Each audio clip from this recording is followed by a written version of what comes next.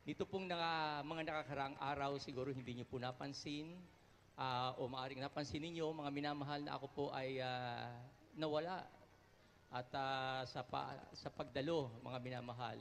Sapagkat kung natatandaan ninyo, nung nakaraang buwan, kung di ako nagkamali, Thursday po tayo mag-overnight. Bumisita po ako sa isang kaibigan ko diyan sa may dako ng Antipolo.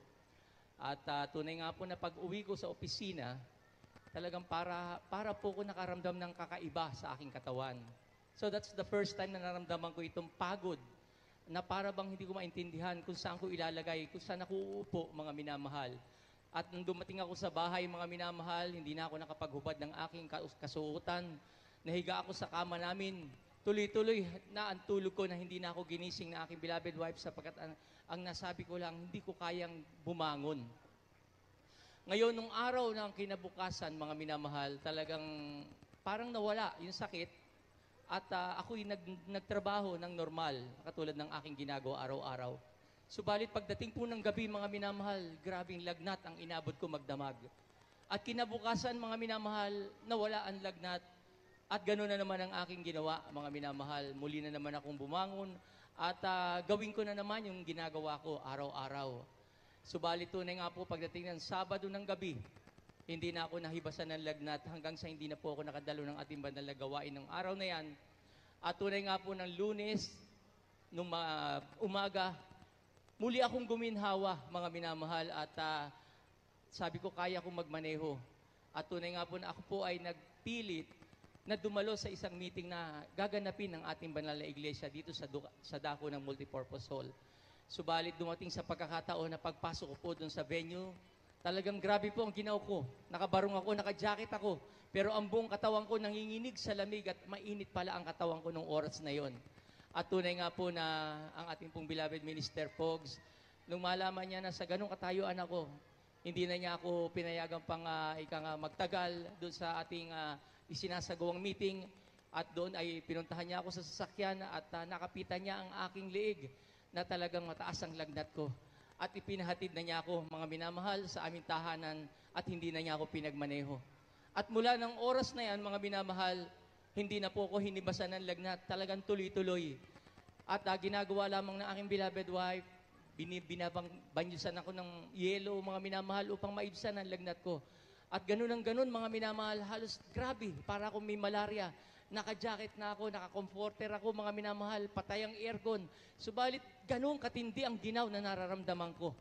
At nag-alala po ang aking beloved wife, ang sabi niya sa akin, makalipas ang ilang araw, ang sabi niya, ba't hindi ka magpa-check up para malaman natin kung ano yung nararamdaman mo?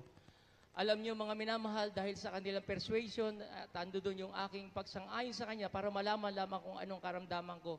Ako po pala ay may maraming taglay na karamdaman na nung mga panahon na yun.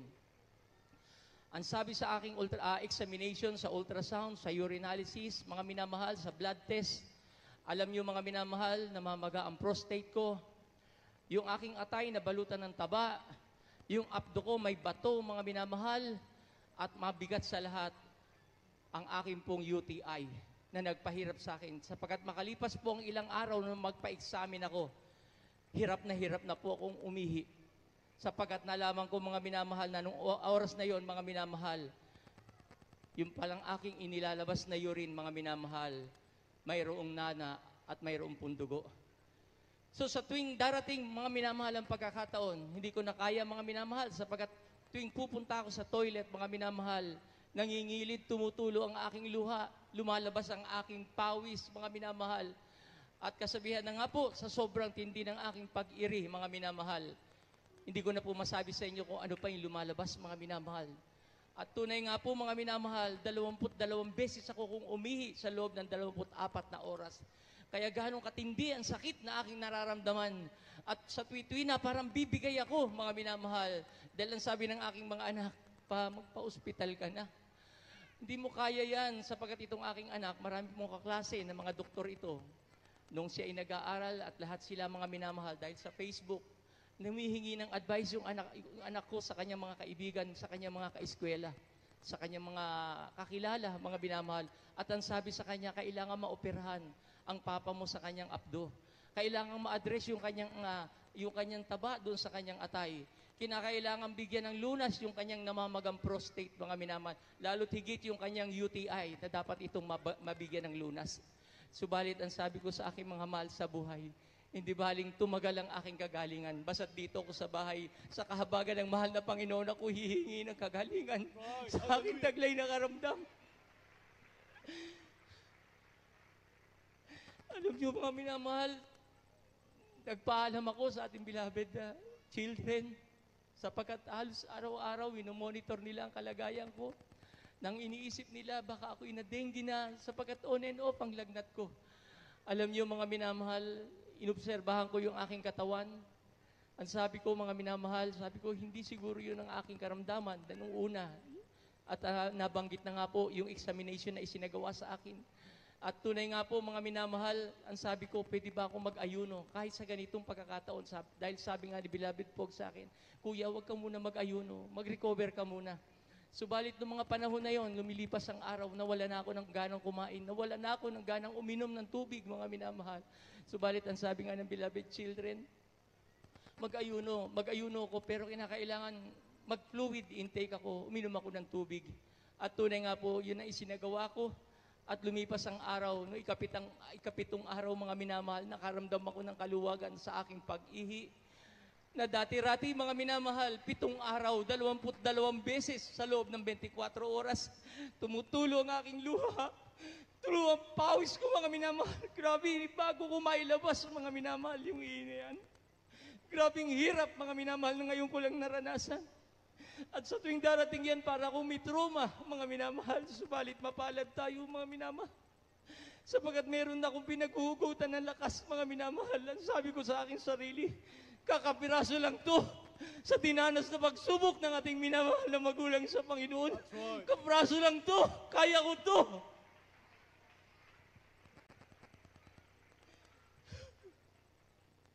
Alam niyo mga minamahal, bilang na bilang ko yung araw, bilang na bilang ko yung oras, sapagkat yung darating ang 2 oras, mga minamahal. 20 minuto lamang halos ang tulog ko, idlip lamang, mga minamahal, sa bawat 2 oras na ilalabas ko yung urine ko, mga minamahal. Hindi po ako makatulog ng nakatagilid sapagkat namamaga yung prostate ko. Hindi po ako makatulog ng nakatihaya sapagkat yung likuran ko gawa ng bato ko sa abdo at nung atay ko, mga minamahal, nagbibigay ng sakit sa likod ko.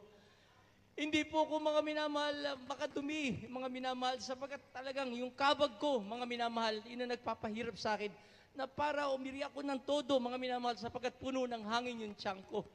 So yun ang talagang grabing hirap ang inabot ko, mga minamahal. Subalit makalipas nga yung 7 araw, nakaginhawa ng bagya, mga minamahal, yung aking isinagawang pag-ayuno. At ito po mga minamahal, unti-unti, mga minamahal, nararamdaman ko yung ginhawa. Sa ika-2 linggo, mga minamahal, nagkaroon ng liwanag yung ihi, mga minamahal. Nung 3 linggo, mga minamahal, yung kabag ko nawala, yung sakit ko sa likuran, mga minamahal, naibsan na, mga minamahal. Nakatulog ako ng bahagya, mga minamahal, sa mga oras na yan. At yung aking pag-ihi, mga minamahal, nabawasan ng nabawasan. At nung 3 linggo, mga minamahal, makalipas yung mga araw na yan, nakaginhawa na po ang aking naramdaman. At ang sabi ko, sige, magpapa-examine ako para malaman ko kung ano pa ang resulta ng isinagawa ko. Alam niyo mga minamahal, nung ma-examine ako, yung bato ko sa abdo na dapat sanang ooperahan, mga minamahal, yung atay ko nagkaroon ng taba, mga minamahal, yung prostate ko na namaga, mga minamahal, yung UTI ko na nagpahirap sa akin, ang lahat ng ito lumabas sa examination. Normal, pinagaling ako ng ating pinakamamahal na Panginoon. Purihin ang ating pinakamamahal na Panginoon. Sa unang panalangin ng ating mga magulang sa Panginoon, na ating mahal na pastor, beloved children, salamat sa ating pinakamamahal na Panginoon. Sapagkat narito ngayon, muling binalik sa akin ang kalakasan, mga minamahal, at narito sa unang pagkakataon, mula nung magkaroon ako ng karamdaman, tumayo ako sa inyong harapan upang pasalamatan kong lubos ang ating pinakamamahal na Panginoon. Kaya hanggang dito na po lamang, mga minamahal, ang lahat po ng kapurihan at kapasalamatan ay tanging sa ating mahal na Panginoong Hesus po lamang.